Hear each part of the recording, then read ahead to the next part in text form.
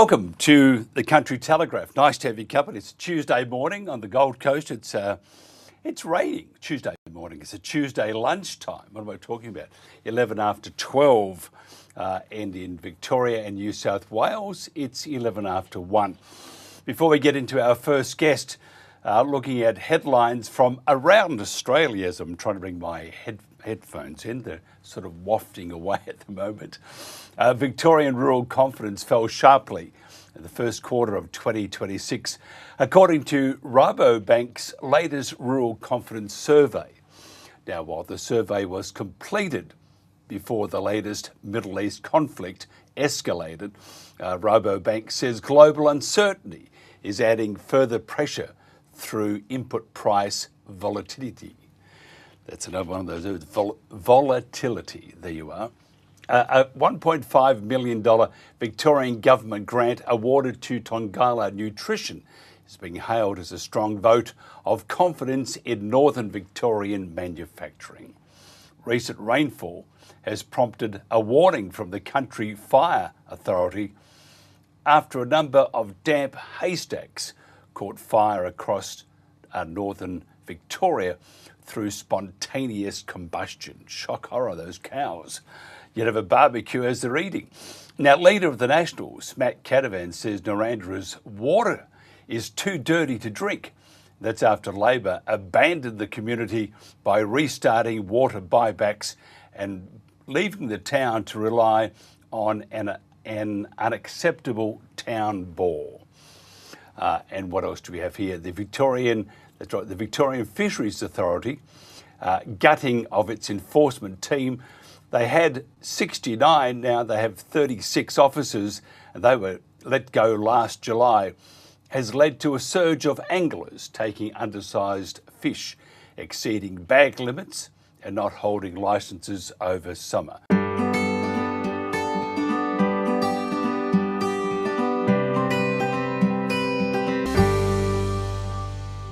And we're back again, Dr. Ian Jeffries. We had someone else sitting there, and it's like, oh my lordy lord! Thanks for joining us. Can you tell me how have prices tracked at the Bowser since March? Yeah, so currently looking around the state, the average diesel price is around about $3.20 per litre. That does creep up in some of the more remote regional areas, but on a statewide average is $3.20. In the petrol space, we're sitting at about $2.55 per litre for regular unleaded petrol. And what about it? I would imagine it's pretty much even right across the states right now.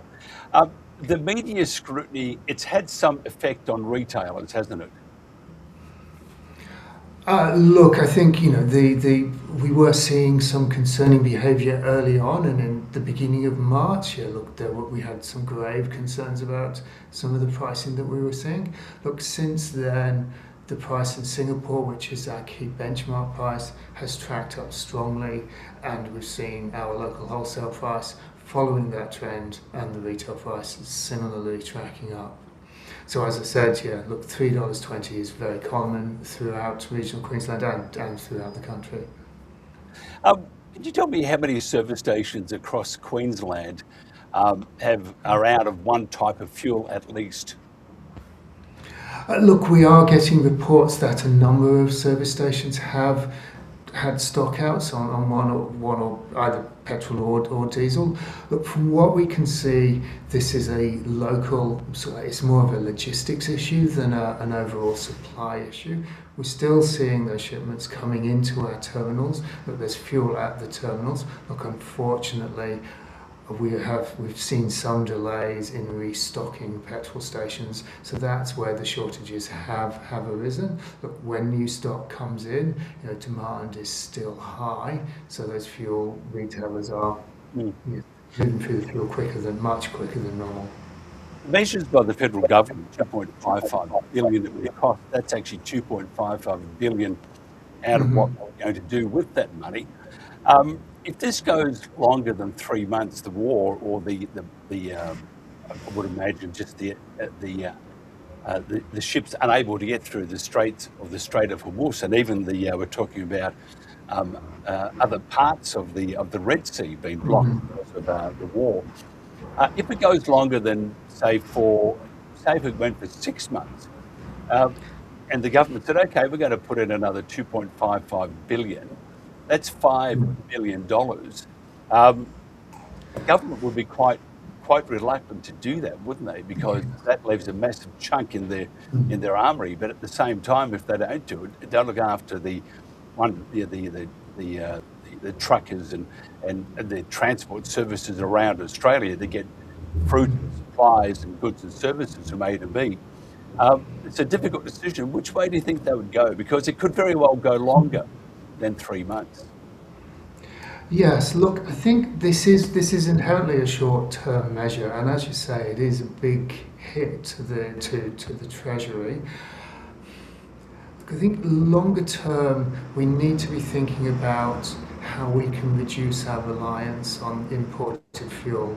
There's a lot that could be done to increase the amount of locally produced biofuels in the market. So that's renewable diesel, which could very easily be made from Australian canola oil or other oil feedstocks, and also the amount of ethanol that we put in the market. So these are longer term plays that would reduce our reliance on imported fuel. So in the passenger vehicle space, we need to be shifting to electrification, and certainly in most of our towns and cities, electric passenger cars are very well suited for that task and are powered off 100% Australian-made electricity. So moving forward, biofuels and electrification should be our strategy for reducing that reliance on imported product.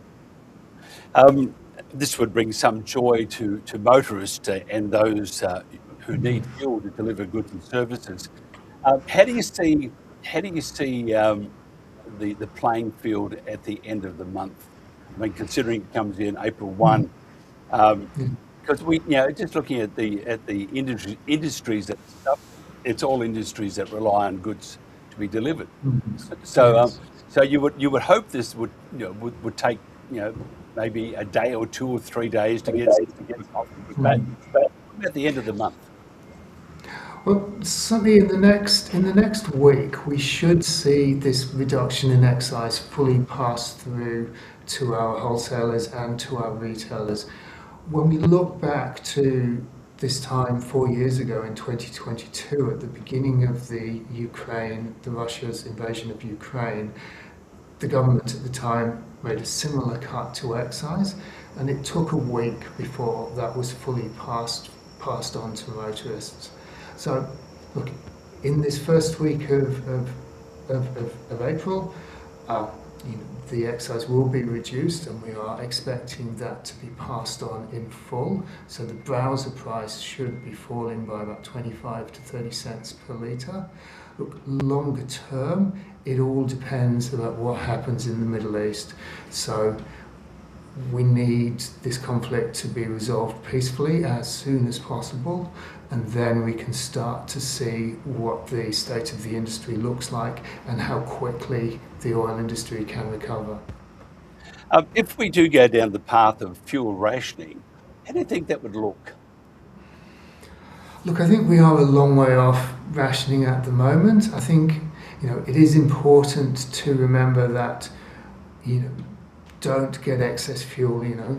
Really buy what you need. Don't buy any more. Certainly, we would be urging people, don't fill up many jerry cans full of fuel. Look, there is supply on the way. There is supply in our terminal, so we don't have a supply issue. So fuel will be available, certainly in the near term. If this conflict continues longer term, well, look, we will have to wait and see. But short term, plenty of supply. There's absolutely no need to hoard. Just take what you need. Yeah, human nature is very strange at times. It's just like COVID. There was no toilet paper, and now the Bunnings have come out against the Prime Minister and said, we do have plenty of jerry cans, whereas the Prime Minister said they've all sold out. But the point he was making was that people are panicking and are hoarding, which if you look at insurance companies have said you shouldn't do that, because if there's an explosion of some sort, your house may not be covered. So I think we need to sometimes do what the Aussies used to do a few years ago. They'd say, "She'll be right, mate," and they go to the pub. And that's probably what we need to do. We need to chill out a bit, don't we, Ian? Look, I think, it is understandable, and I think, that it is uncertain times, and I think, that feeling, that uncertainty is real. I think that needs to be acknowledged, but, the right thing to do is, just carry on as normal, just, that's it. Yep, and hopefully, I see there was a bit of a surge on the EVs. I'm anti-EV, by the way, because I think in 8 years or 7 years you've got to buy a battery, and they're never cheap. So I do like those that take petrol or diesel, which we have a vehicle of each, and I think the bit of common sense and a bit of just wait and see, I think, also, because the panic does not help at all. In fact, what it does do, it makes your neighbour's life a little more miserable. Dr. Ian Jeffries, and by the way, people should always have roadside assist, but thanks to the RACQ. How's that for a plug? Ian Jeffries, thank you so much for your time. Have a great day. You're very welcome. Thank you.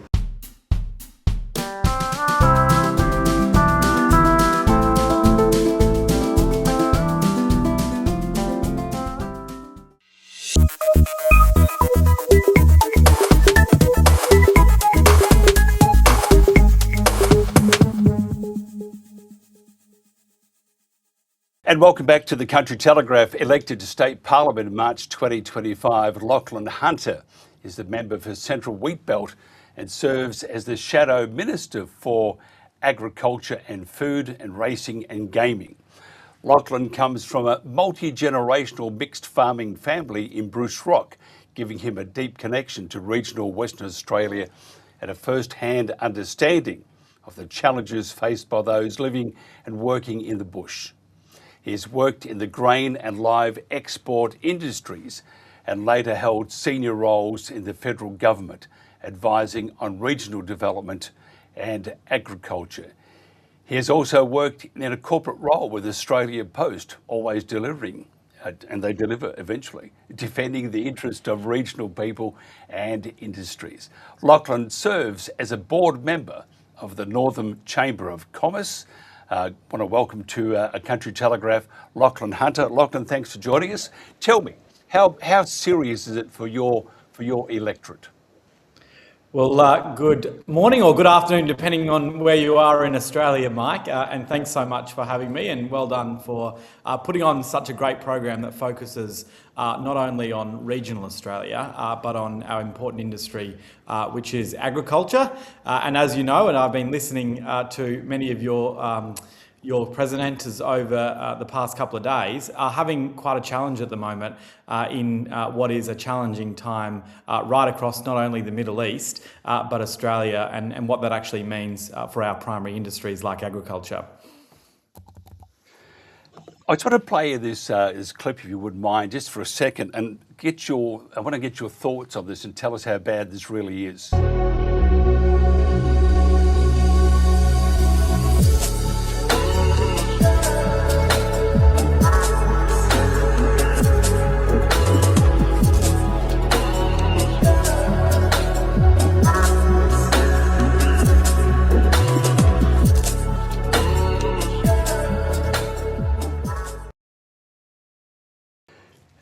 And short as it is, it's very, very hard hitting. And Jen, a producer and partner and a business partner, and myself and others, we saw the video and were just absolutely shocked. It looks like desolation, and it should not be that bad. What is and what is not the state government doing in WA? Well, that's a video. I'm glad that your producers are watching my social media channels. But the leader of the National Party and I, Shane Love, were up in the Gascoyne only a couple of weeks ago, meeting with devastated pastoralists and farmers within the Gascoyne region. But as your viewers would know, over the last week or so, or over the weekend I should say, there's been Tropical Cyclone Narelle, which has impacted the Gascoyne and northern parts of Western Australia.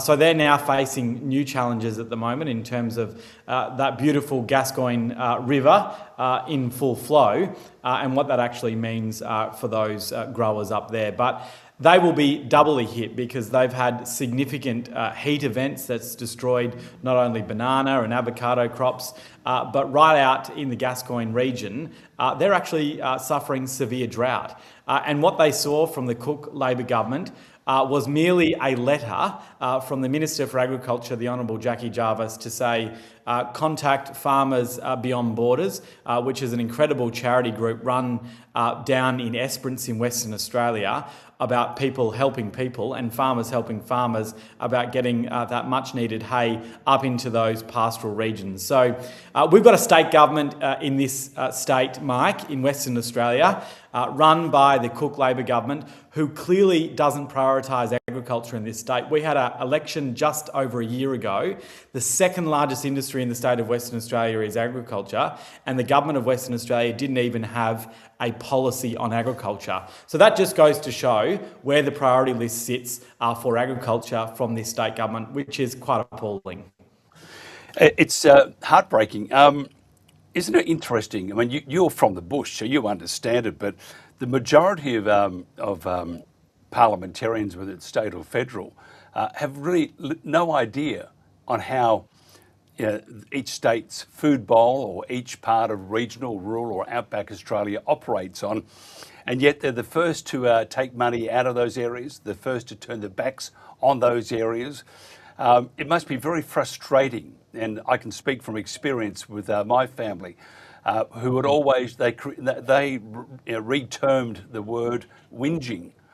Because they put it, and farmers do that well, they whinge, but I have to say my family was about the best whingers God ever created. But they whinged about something that was very important, and that was, I don't know whether it's respect or knowledge, but the ignorance shown by those controlling particular territories, whether it's state or federal, was just appalling. Absolutely, and we've seen a real lack of understanding, particularly from Labor governments, I must say, Mike, right across the nation, but also here in Western Australia. And many of your viewers would know, and I know you're from the great state of Queensland. Western Australia and Queensland have many things in common. But we've had a federal Labor government in Canberra shut down our legitimate and viable industry that relies so much, particularly in my electorate, and that is the live sheep trade. That has provided sustainable jobs for thousands of Western Australians, let alone a clean, reliable and safe food source for those people overseas. So we've got people in decision-making powers that are making decisions on behalf of regional Australians who simply have no idea of the devastating effect. And in Western Australia, we're one of the wealthiest states in this nation, yet we've got a treasurer in Rita Saffioti and Roger Cook as the Premier building a racetrack in the middle of Perth when we've got kids in my own electorate, Mike, that can't even get on the school bus down the end of their driveway because the state government has cancelled school bus contracts right across regional Western Australia. And another thing, for those people that are listening on the coast that rely on our fishing industry, particularly in the state of Western Australia, you would have seen the shocker that came from the Cook Labor government just before Christmas. They cancelled and banned demersal fishing in the state of Western Australia. So if it is a primary industry in this state, whether that be live sheep farmers, whether that be legitimate fishermen and women who are relying on the primary industries to get ahead and produce wealth for this nation, the government is not on your side. And it just seems to be out of sight, out of mind, if you're in regional Western Australia by Labor governments, both federal and state, which is a real shame. But that is why I joined the National Party, and that is why I ran for Parliament, because we are the party of farmers, we're the party of regional Australians, and we're there putting it to the government to say, don't forget about those people that live, work and invest in our regional areas. We had a couple of people calling in asking about your sling. I've just told them off air that was you wrestling a steer or two, and one was a bit stronger than you. Is that about the truth, or is there another story? I've had a buggered shoulder for a little while, and you will actually, if you had the leader of the National Party on there a couple of days ago, he also had a sling on as well. So it must be a thing from the National Party. No, but it is disgraceful, mate, because we do have 6 weeks off the state parliament because Labor have run out of ideas and they've shortened the way in which our parliament is sitting. So I had a 6-week break where I'm back out in my electorate and it was time for me to actually go and get the sling on. But I wish it was a better war story than wrangling a steer or a rowdy ram. But maybe it was that I hip and shouldered a few Labor Party members of Parliament that got me into this state. But it always sounds good. Yeah, I did that. I was wrestling a steer and it got hold of me. But really, the thing was that you and Shane Love had a Indian arm wrestle in the pub, and you both hurt your shoulders because normally, well, you've lost that muscle, haven't you? Because you're now in Parliament and now you're just got the pen out and the typewriter out and stuff. Yeah, Look, no, you're doing a great job, and I think we need more like you. And how do you see the landscape, not just for WA but for all of Australia? If this continues in the Middle East and you have trouble getting fertiliser, there's always going to be a fuel problem. The cost will go up because they can't reduce it back to what it used to be like.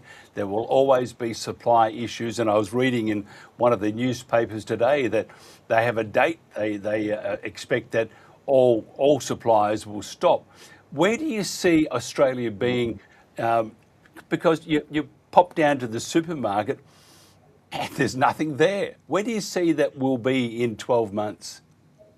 Well, it's a really interesting question, and we've seen over the past 4 odd weeks now that this conflict has been going on in the Middle East, the real disastrous effects that the fuel shortage issue is having, particularly in regional Western Australia. And I know many of your listeners would know, Mike, that Anzac Day is usually D-Day, but as I said, we actually had a significant rain event over the weekend with Tropical Cyclone Narelle. So particularly for my electorate in the broadacre agricultural sector, people are actually looking at getting out there and putting in the next crop.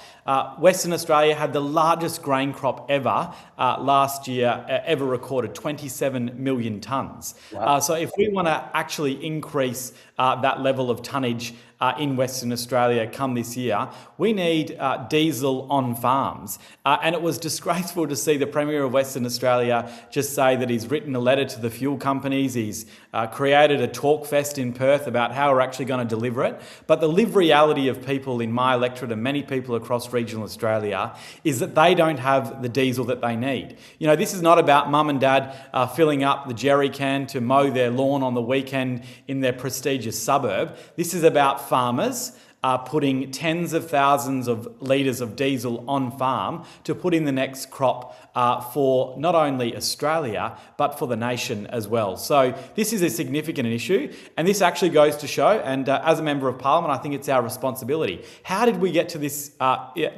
place in the first place? We've had a war in the Middle East only 4 weeks ago, and we're seeing the level of fuel being absolutely starved in regional Australia.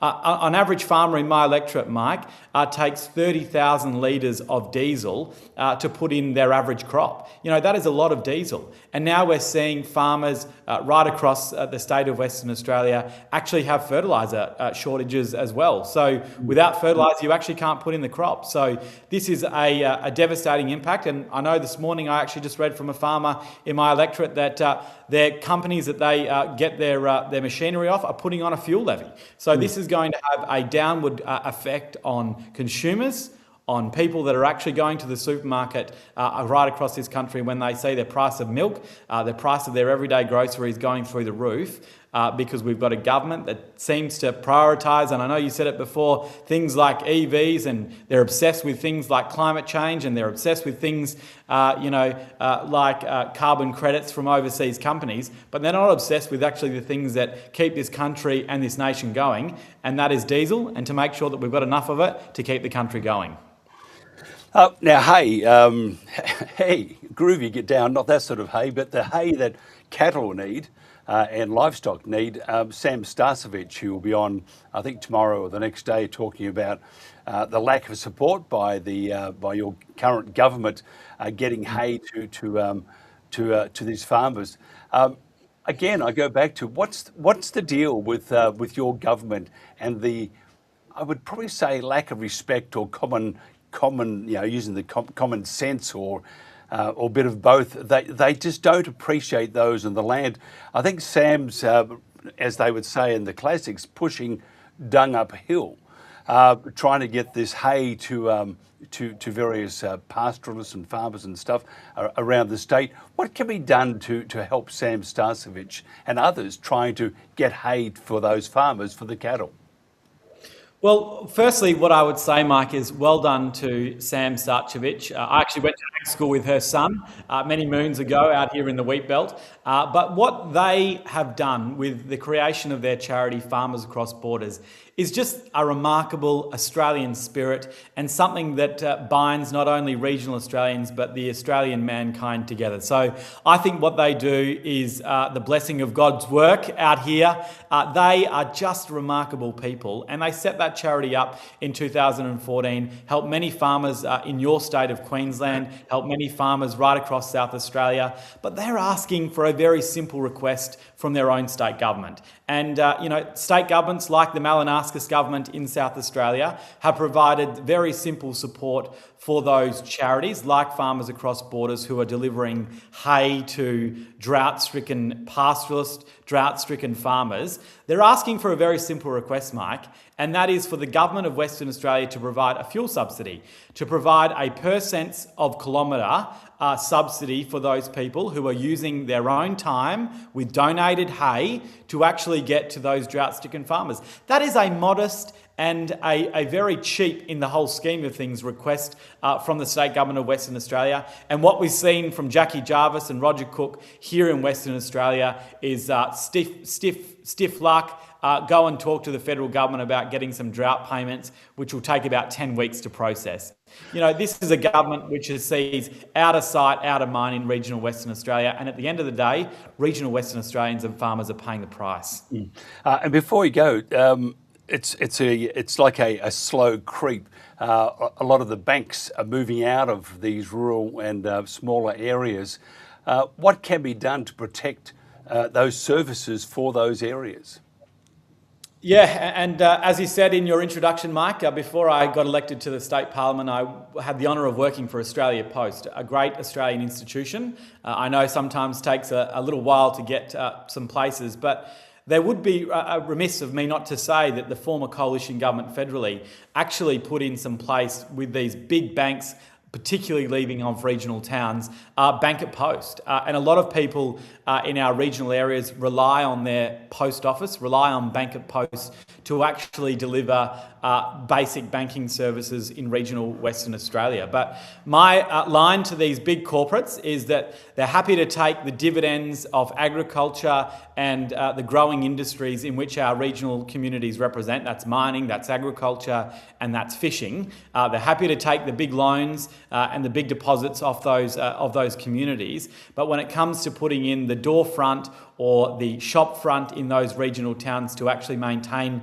those regional towns, these companies go missing in action. So the government really need to come down like a ton of bricks on these mob. They need to make sure that they're partnering with the likes of Australia Post through Bank at Post to actually deliver some of these services, which so many of my communities absolutely rely on. Lachlan Hunter, we could talk forever, and I often do, and then I get into trouble, and I believe you could too.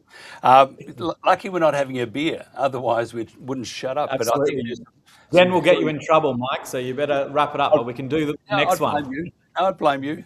Don't worry about that. You get the full blame. But what can be? But if somebody wanted to have a chat with you and buy you a beer, how do they get hold of you?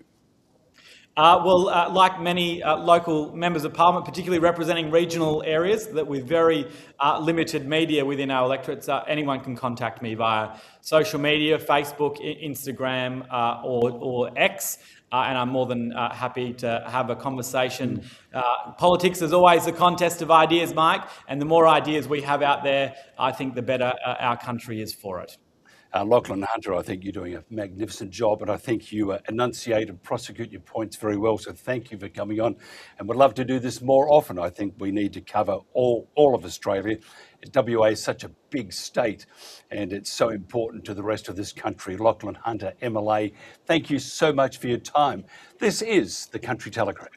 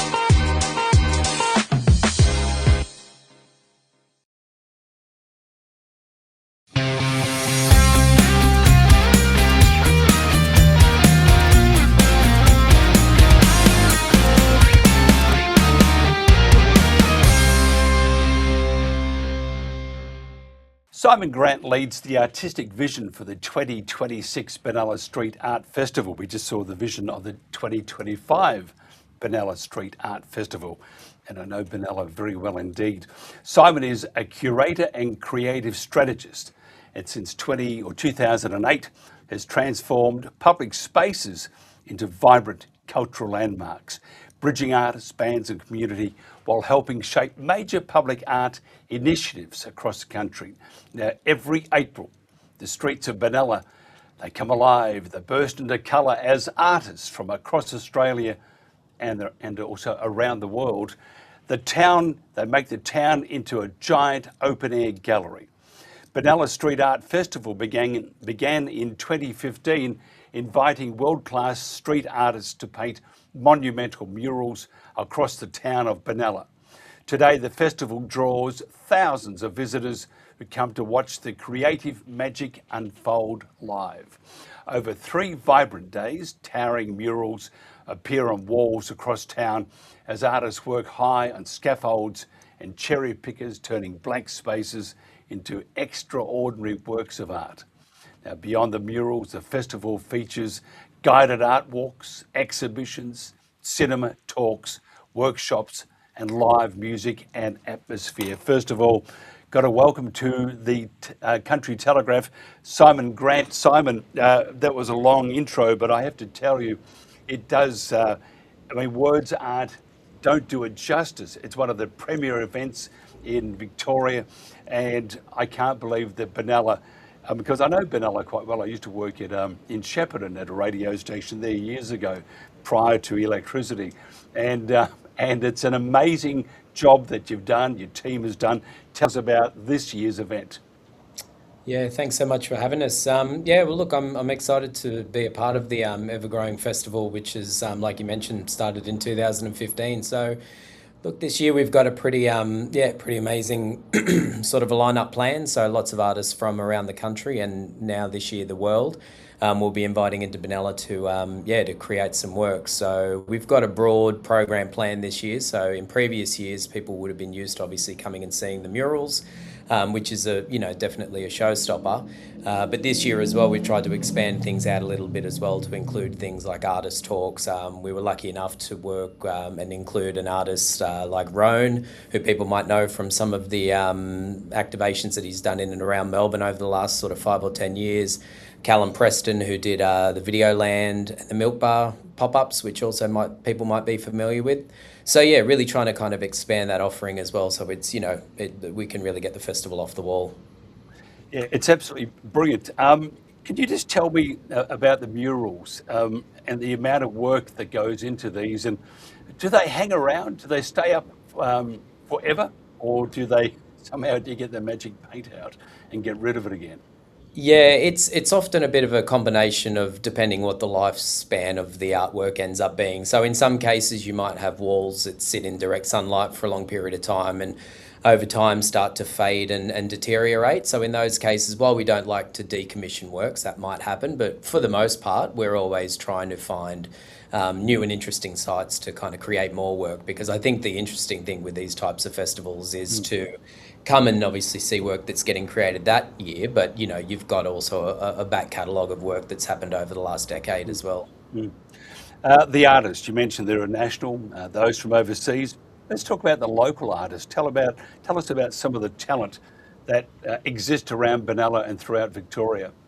Yeah, so we've got two local artists. We've got Vera Koya, who's a local female artist who does some really amazing sort of pattern-based work, and then another gentleman by the name of Matty Davo, who's a bit of a local hero, is a sign writer as well. And we've really looked at how we can kind of incorporate his day-to-day kind of, when you walk around the town, for example, you see so much of his work which is not sort of, necessarily directly acknowledged for. So really excited to see what he's going to create this year as well. So yeah, that's where we are on a local front, moving less local and down to Melbourne. We've got some artists, Jazz Pop, who's coming from Melbourne, and then we've also got Adelaide, which is Jasmine Crisp, who is an amazing photorealistic artist, and then moving sort of back up to New South Wales, artists like Sarah McCloskey, Kitsoon Jolene. There's a really broad range of amazing artists that people I think are going to be super stoked with. What about the guided tours? Can you go through that fairly briefly? But they intrigue me. Yeah, so run by local people on ground who can obviously give you a pretty deep insight into the artworks, but I think what's probably more interesting is, well, I shouldn't say more interesting, but I think as interesting is if you're not from Benalla, is to also come and understand, what's happening local and who these people are, what the businesses are, what it has to offer. And obviously as somebody that's come from outside of the area and is now sort of, doing a significant project in Benalla, that's been the biggest part for me, is kind of meeting local people and actually understanding how the town works. And yeah, that's been as much of a sort of an eye-opener for me, and getting those local connections, which has been great. Look, because you're from New South and you probably need to follow an AFL side, and because otherwise they won't talk to you. You've got to say, because everybody in Victoria, by the way, follows St Kilda. All right, so that's your side from now on, St Kilda, okay?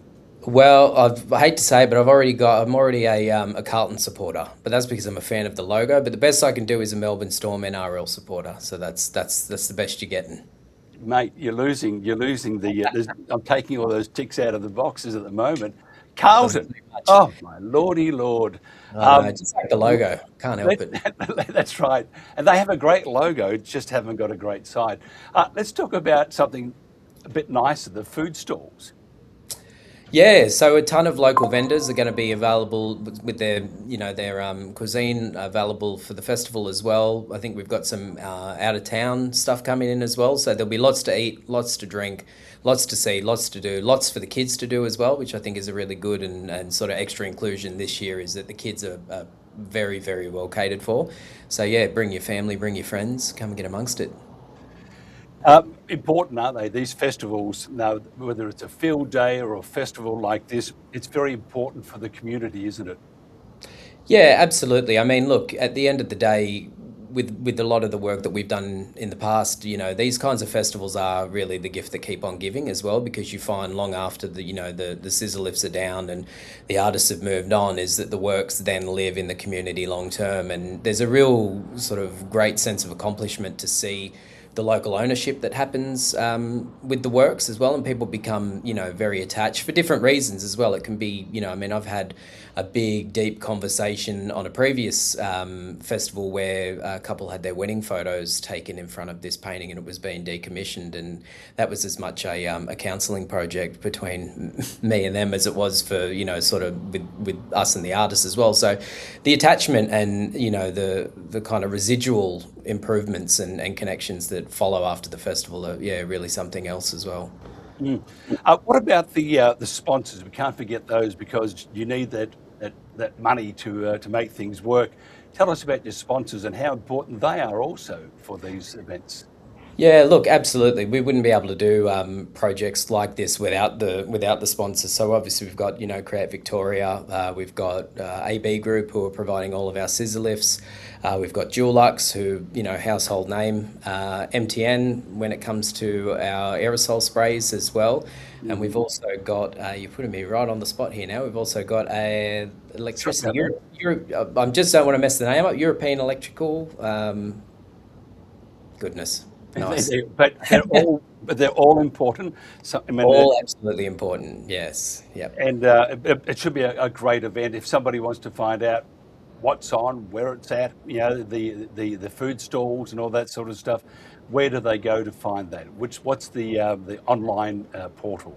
Yeah, so you can grab all the information. Programs are all online now. Everything that will be on offer is available via the website, benallastreetartfestival.com.au. So jump on there. Social media is also a big one as well. So if you can follow the festival, updates will be happening there live as well. So yeah, get amongst it. We hope to see a big crew down there. And I'm sure the locals of Benalla will educate you that not to follow Carlton. It's a terrible. I'm happy to jump ship on the AFL, but not the NRL. Jeepers, you drive a hard bargain. Simon Grant, what a great job you're doing, and I think it's important for all communities. The Benalla community is great, not far from Shepparton and the Goulburn Valley, an important part of Victoria. And long live these events. That's what I think too. I think they are very, very important. Simon Grant, thank you so much for your time. And let's do this again just prior to it, and we can do some updates and find out exactly what is happening and maybe have some more news if you're available. Absolutely. Thanks so much for having me.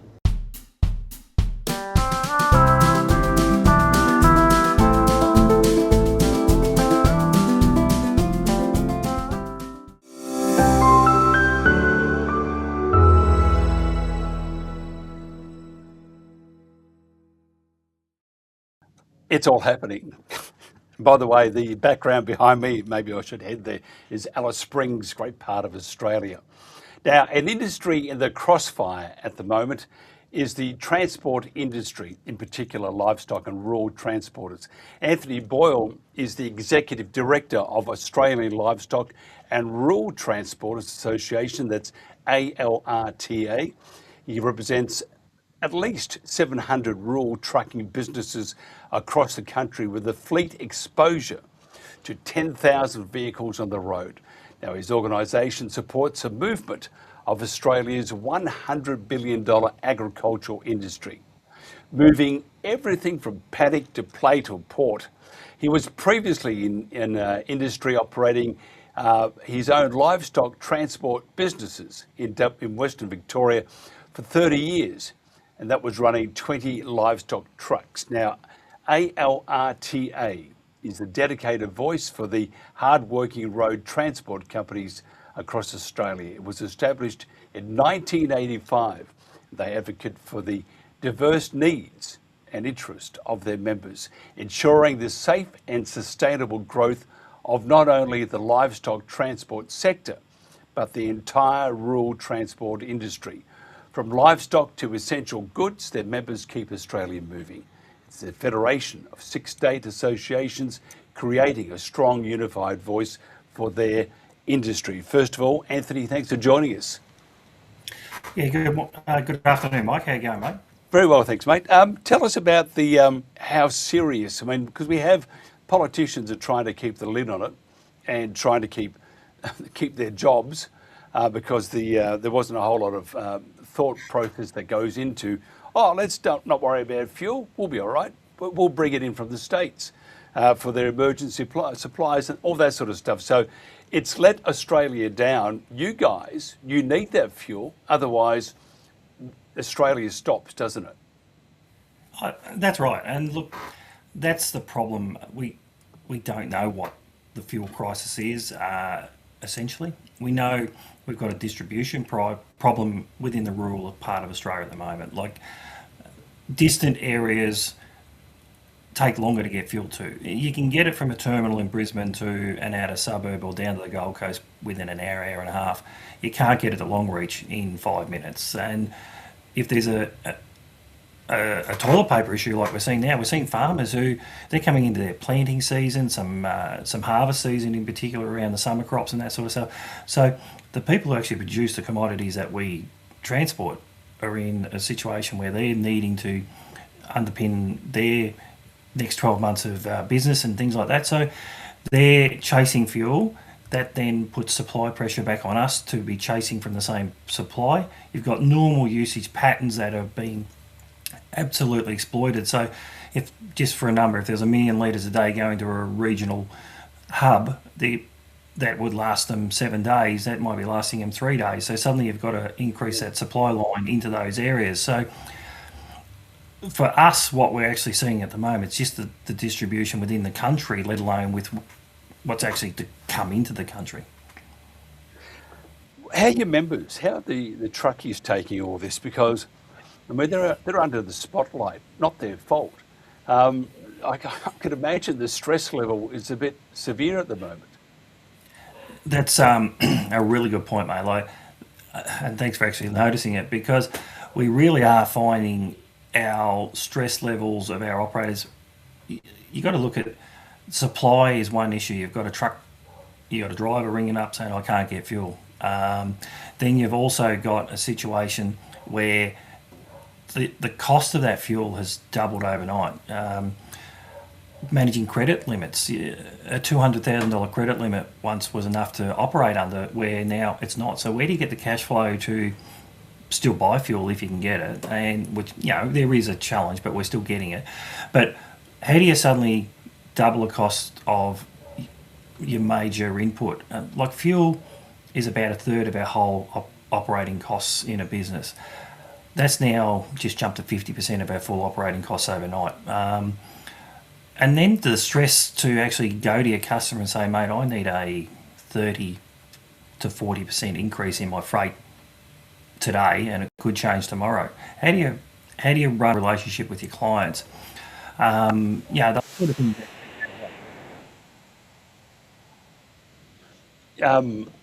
We had a bit of a dropout there. It's all happening.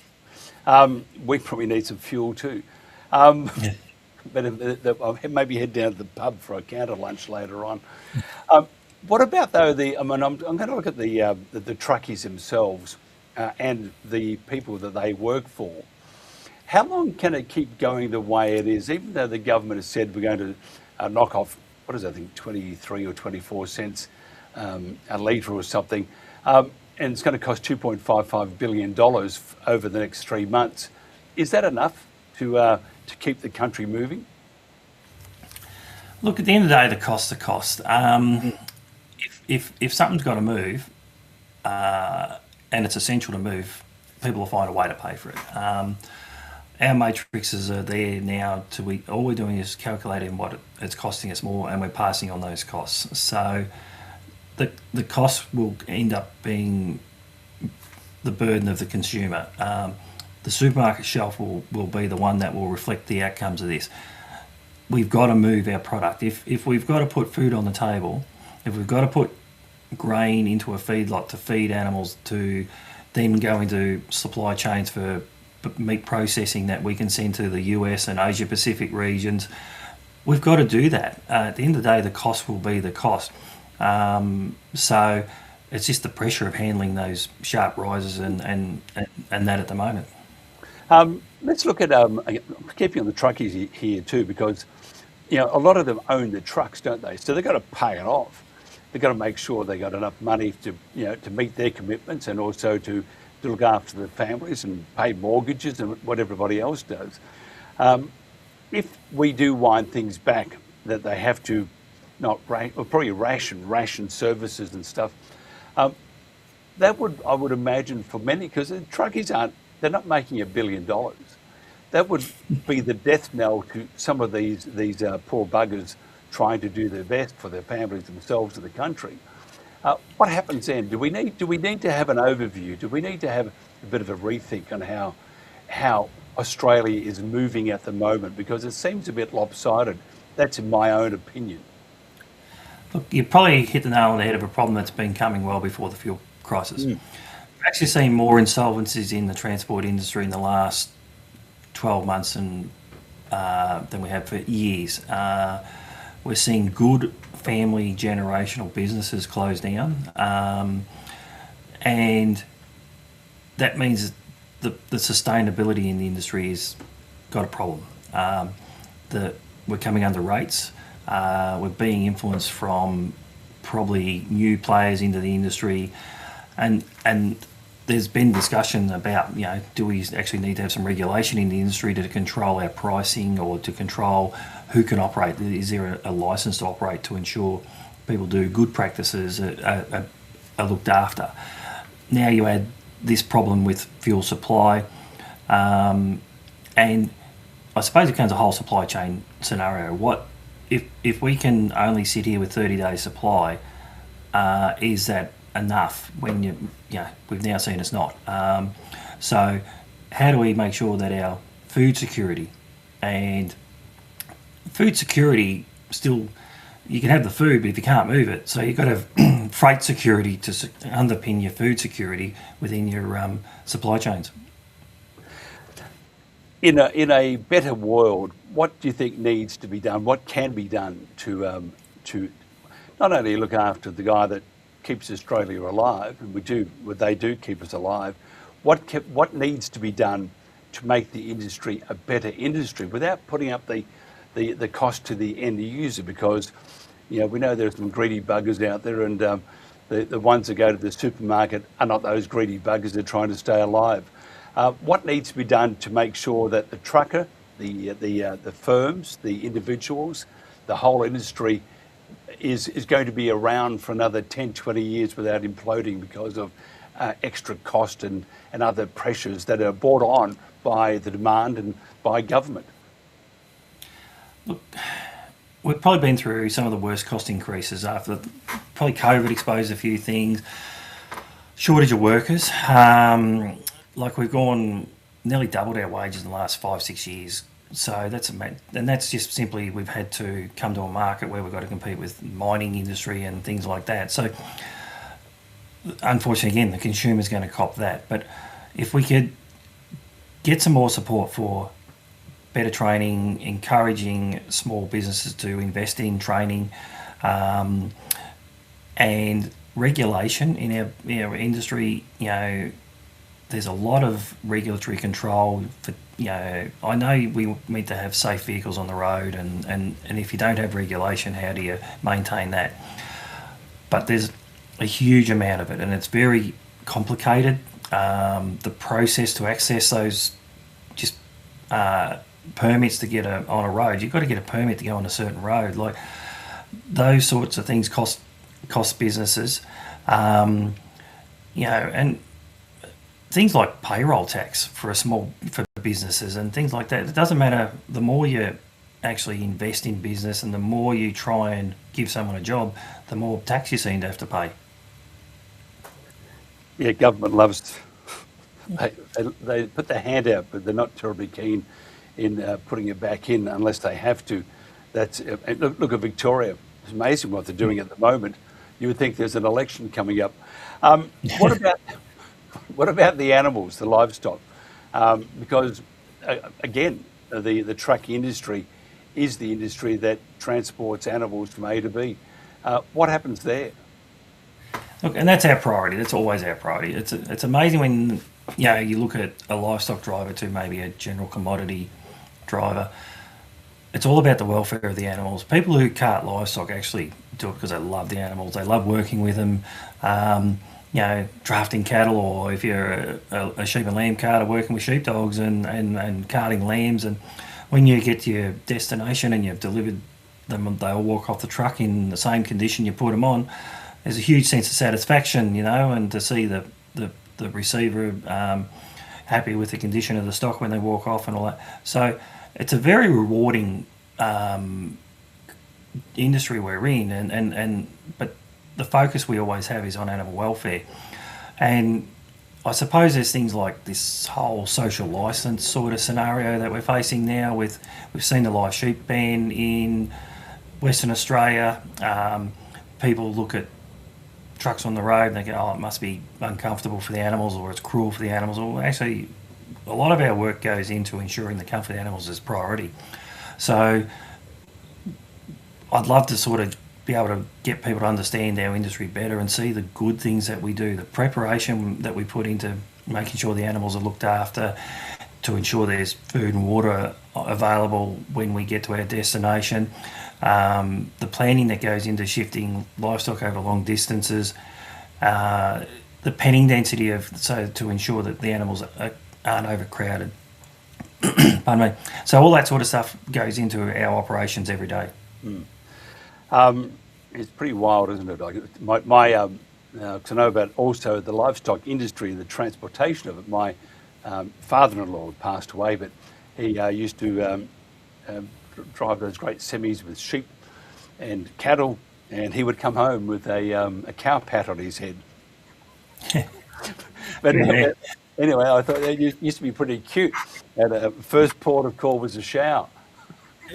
But anyway, that's not. I'm not making that story up. He'd come home with a cow. I know, and that problem's still there, Mike. Like that, when you ask what can we do to improve the industry, wear a hat. Yeah, well, no, just the infrastructure, those washout facilities, so that we can clean our trucks up are few and far between, mate. We'd love to, and we're working on a project at the moment to seek around $200 million worth of investment into that type of industry, because that's actually our biosecurity plan to control our effluent. And then if those places you've got good showers and toilets and a cup of coffee when you're done, just little things like that. And a place to have a smoke. But I mean, Kentucky don't smoke. They eat salads and don't smoke, and like hell they don't. That's right. Look, I think they are. They are the backbone of the country. Anybody says otherwise needs to hop on the next boat out of here. If somebody wants to find out more about how they can, just help, have a chat to you about the Australian Livestock and Rural Transporters Association, how do they do that? Look, obviously everyone's got socials, so you can get on board with our socials, get in touch with us there. There's a newsletter that we put out every week. If you want to subscribe to that on our website, that'd be great. The more exposure we get to that, that's a great way of keeping in touch. And there's obviously emails and phone contacts that they can do there. But and look, probably just next time you see a livestock vehicle or a truck coming with bulk grains carting our export commodities or putting food on the table, think of it as an essential service. Don't think it's a dirty big truck on the road, and don't be intimidated. Be thankful that they are still there, because we're still keeping the economy going. Think of the poor operators who have suddenly got a 30-40% increase in their costs to operate their business, and how they're managing, and they're still doing it. And then they'll turn around and sponsor the local footy club and the cricket clubs and the Gymkhana events and all those sort of local community events at the end of the time, and be part of the communities as well. So we're just mum and dad business operators like everyone else. We're part of communities, and if everyone just wave at a truckie next time. And if you're those doing long trips, which I've done many, because having lived in the bush, nothing better than a truckie in front of you because he tells you when you can pass and when it's safe. So it's always good. Nothing worse than those bloody caravans. You would have seen a few of those. Oh, let's pass this truck. What? There's a corner. Did you ever have a heart attack over those sort of things?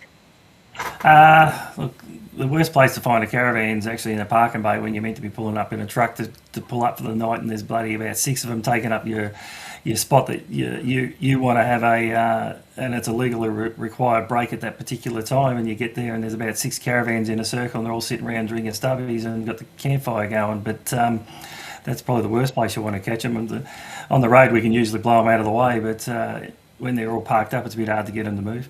Yeah, I've got a little sports car MX-5, and I can actually see under the trucks. That's how low it is.